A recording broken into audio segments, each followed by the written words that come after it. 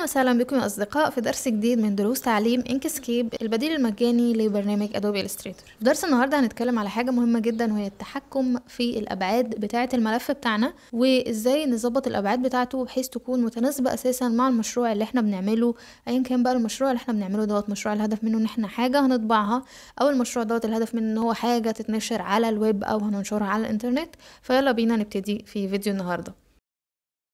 طبعا لما فتحت انكسكيب فتح لي الدوكيومنت قدامي او الارت وورك بتاعي او الارت بورد بتاعي بالشكل دوت كده.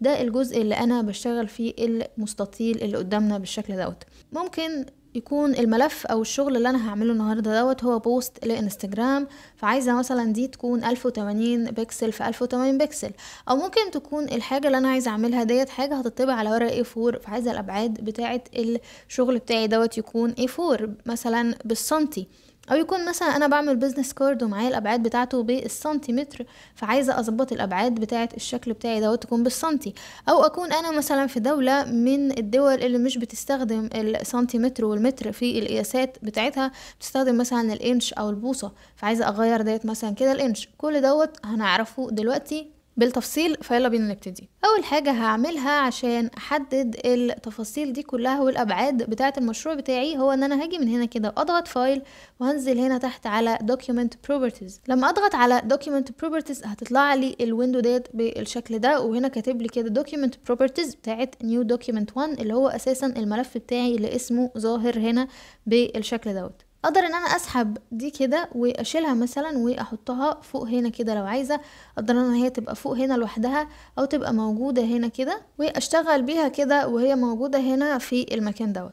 هنا مثلا ظاهر لي ان البيج بتاعتي ديت، هنا انكسكيب بيسمي المكان دوت بيج، ظاهر لي ان الفورمات بتاعها A4، والابعاد اللي موجوده عندي هي بالمليمتر، اللي هو هنا اللي هيبقى الويدث والهايت دول بالمليمتر، وهنا بيقول لي ان display unit يعني اي يونتس او اي وحدات هتكون مستخدمه هتكون بالمليمتر. اقدر بقى من هنا كده ان انا لما اضغط على الفورمات ديت اضغط كده وهلاقي عندي حاجات كتيره جدا. يعني مثلا احنا عندنا هنا بنستخدم الاوراق بتاعتنا اللي هي الاي 4 والاي 3، دي المسميات بتاعتها. لكن مثلا في امريكا بيكون في حاجه اسمها يو اس ليتر. ابعاد مثلا الاوراق في اليابان اوراق الطباعه بتكون مختلفه، كل بلد وليها الابعاد بتاعتها المختلفه. هلاقي هنا حاجات كتيره جدا موجوده عندي، مثلا البيزنس كارد المتعارف عليه في امريكا غير البيزنس كارد المتعارف عليه في اوروبا، وهكذا. هنا عندي حاجات جاهزه اقدر اختار منها اي حاجه انا حباها واي حاجه انا عايزاها، او اقدر مثلا حسب المشروع بقى اللي انا شغاله فيه، لو انا شغاله في مشروع عارفه الابعاد بتاعته بالمليمتر اظبط هنا كده المليمتر زي ما انا عايزه، واظبط هنا الابعاد زي ما انا حابه. طيب لو انا شغاله في مشروع بالبكسلز، انا مثلا عايزه اعمل باك جراوند للكمبيوتر، خلفيه للكمبيوتر، او عايزه مثلا اعمل ثامبنيل اللي هو الغلاف بتاع الفيديو بتاع اليوتيوب، او عايزه اعمل عموما حاجه للويب انا معايا الابعاد بتاعتها بالبكسلز، مثلا الابعاد بتاعتها 1920 في 1080 بكسل. فاللي انا هعمله ان انا هاجي من هنا كده واختار طبعا بكسلز، عشان هلاقي كل دوت اتغير معايا كده وبقى بالبكسلز. وهاجي من هنا برضو كده وهضغط كده بيكسلز برضو عشان عايزة الابعاد دي تتغير عندي بالبيكسلز، واكتب هنا مثلا ان انا عايزة دوت يكون 1920 وعايزة دوت يكون 1080، وحتى هلاقيه غير لي دي على طول من A4 خلاها لي كاستم، يعني انا بحط ابعاد من عندي. وهلاحظ بقى هنا ان الورقة بتاعتي اللي كانت A4 اتغيرت وبقت عندي حاجة بالعرض اللي هو 1920 في 1080 بالشكل دوت. طبعا عندي هنا الاورينتيشن نفسه، يعني لو انا شغالة مثلا على ورقة A4 وعايزة اعمل التصميم بتاعي عليها بالعرض، فطبعا هخلي الاورينتيشن بالشكل دوت، الشكل اللي هو بالعرض دوت. لو عايزة مثلا اورينتيشن يعني هي بس ال 1080 يبقى هو العرض، وال 1920 يبقى هو الطول، هعكس كده على طول هيتعكس لي بالشكل دوت، والارقام هتتعكس هنا كده اوتوماتيك. هنا ده المنظر بتاع الديسبلاي بتاعتي او المنظر الظاهر عندي. انا هنا في انكسكيب بما ان اللون اللي اوريدي انا مختاراه هو اللون الرمادي للبرنامج، فظهر عندي ان الخلفيه بتاعه الشغل بتاعي لونها رمادي. لكن فعليا انا اي تصميم احطه هنا واعمل له مثلا اكسبورت PNG بخلفيه شفافه هينزل لي عادي خالص بخلفيه شفافه، لان اللون الرمادي دوت مش الخلفيه بتاعه التصميم بتاعتي. اللون الرمادي ده فقط هو لون كده موجود اللي هو لون البرنامج. لو انا كنت ظابطه البرنامج بتاعي ان اللون بتاعه يكون ابيض، فكذلك برضو اللون الابيض هيكون ظاهر لي هنا، واللون الابيض دوت مش هو الخلفيه بتاعه التصميم بتاعي، لا ده مجرد لون. طب افرضوا انا بعمل تصميم واللون الرمادي ده مثلا خيالني ومش عايزاه يبقى ظاهر، او انا عندي هنا لون ابيض وبرده مش عايزاه يبقى ظاهر، هعمل ايه؟ هاجي هنا كده عندي دي كده اللي هو تشيكر بورد ديت، وهضغط عليها، هقول له ان انا مش عايزه اي خلفيه تكون موجوده او اي حاجه تخيل لي، وبين لي فعلا ان الخلفيه بتاعتي شفافه، فعشان كده يعملها لي بالمربعات الصغيره اللي انتوا شايفينها قدامكم دي. بعد كده الاوبشنز برضو اللي بتسهل عليا وانا بشتغل هي الجايدز. انا عايزه الكولر بتاع الجايد يكون ايه. ممكن انا بالنسبه لي يكون اللون الازرق مريح واللون الاحمر دوت مريح. هنا الجايد كولر دوت يعني انا لما بسحب هنا كده بيتعمل لي جايد بالشكل دوت، بيكون لونه ازرق اللي هو الجايد كولر، لكن لما بعلم عليه او بقف كده بس عليه بيحصل له هايلايتنج، يعني كده كانه بينور لي، بيبقى لونه احمر، وانا مثلا بشده بيبقى لونه احمر. ممكن الالوان دي تكون مريحه بالنسبه لعيني، ممكن كمان تكون مريحه بالنسبه للتصميم لو التصميم بتاعي مثلا بعيد عن الالوان الاحمر والازرق، لكن ممكن انا اكون بعمل تصميم مليان الوان احمر وازرق فالجايد بيتداخل مع التصميم نفسه.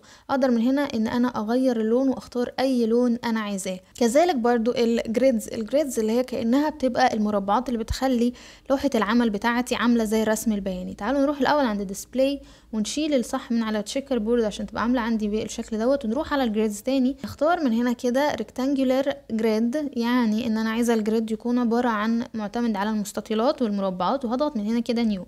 هيظهر لي اوبشنز كتيره زي ما انتم شايفين. الجريد بتاعي دوت متكون من حاجتين، حاجه اسمها ماينر جريد وحاجه اسمها ميجر جريد. لما اقرب قوي كده هلاقي ان كل مربع من المربعات ديت ظاهر جواه مربعات برضو تانية صغيرة.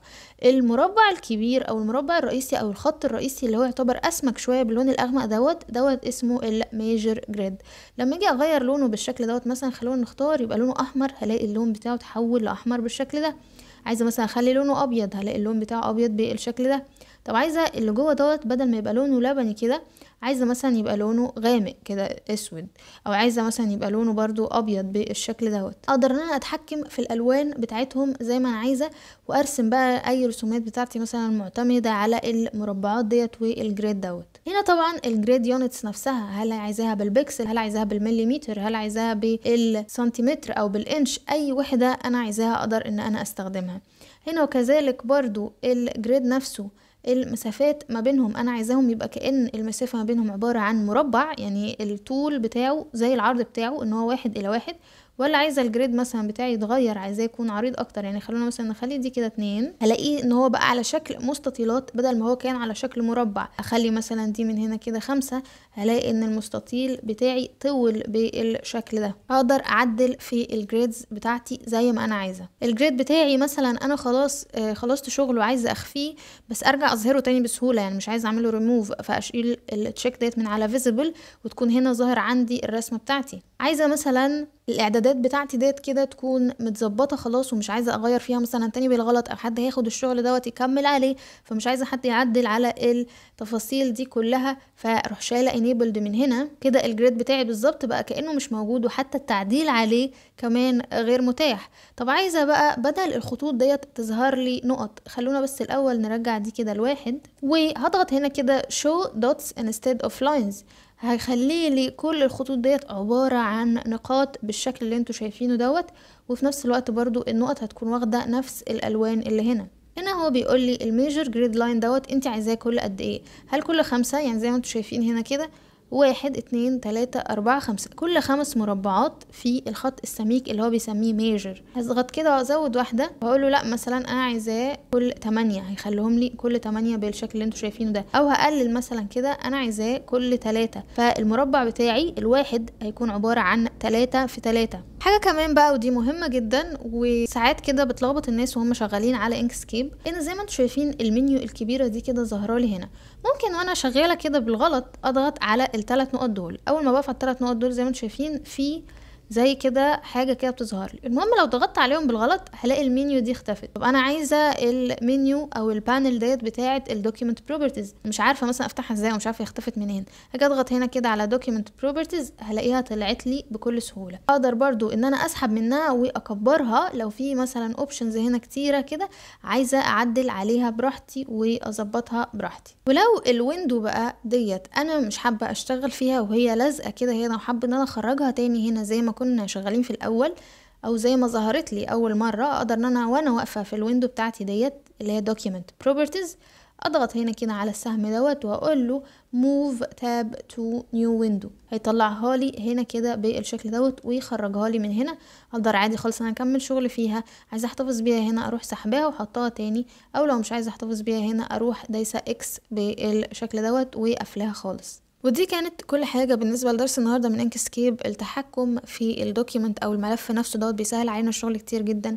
طبعا اهم حاجة قبل ما نبدأ في اي شغل اساسا ان احنا نعرف نظبط الابعاد بتاعة الملف دوت، نعرف نختار الالوان اللي احنا شغالين بيها للحاجات الاساسية زي الجايدز والجريدز بالوان تكون مريحة لعينينا ومتناسبة مع التصميم بتاعنا عشان ما تخيلناش وما تلخبطناش واحنا بنعمل التصميم بتاعنا.